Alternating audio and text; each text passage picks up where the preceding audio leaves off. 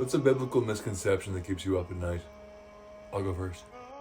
People like to say that the Old Testament God is tyrannical and horrible and this unapproachable guy. I beg to differ. You know that guy that pretended to not notice that his kids were hiding from him behind a tree?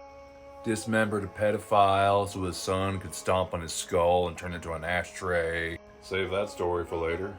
Convinced an established pagan man to leave his very wealthy city to live in an unlivable territory, at which point he made frequent visits to check up on him and make sure he was taken care of. Rescued his drinking buddy's brother from a city that was going to be destroyed for its sin, even though his family had succumbed to that sin and yearned for it again. Allowed Job to express his hatred towards God while his friend said, "Hey, that'll get you killed, buddy. Better." The guy who implied that he would rather be screamed at, cussed at, and spit on than just flat out ignored.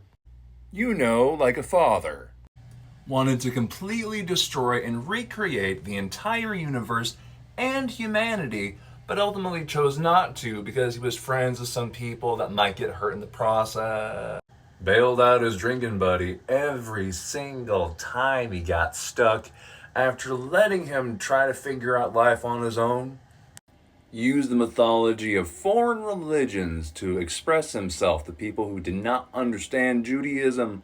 Respected the authority of pagan kings so much he would not allow their gods in his territory as to not provoke some kind of holy war between him and those gods, which would have a negative impact on the economy of that kingdom after their gods got their asses kicked.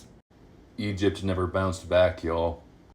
Tried to give counsel to a straight-up murderer after he buried the body in his own farm. Got back in touch with Noah after the boat ride and said, "I don't want to ever do that again. The next time you deserve an ass whooping like that, you're going to see something like this in the sky, boy."